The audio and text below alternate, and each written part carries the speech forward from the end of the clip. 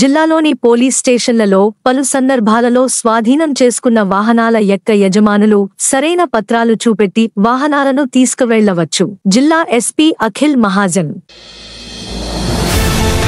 వాహన యజమానులు సంబంధిత పత్రాలతో ఈ రోజు నుండి 6 నెలల లోపు తడూర్ నందుగల పోలీస్ హెడ్ క్వార్టర్స్ లో మోటార్ వెహికల్ సెక్షన్ నందు సంప్రదించాలని, ఇతరత్రా సమాచారం కోసం 8712656428 9000910619 ఫోన్ నంబర్లను సంప్రదించాలని తెలిపారు.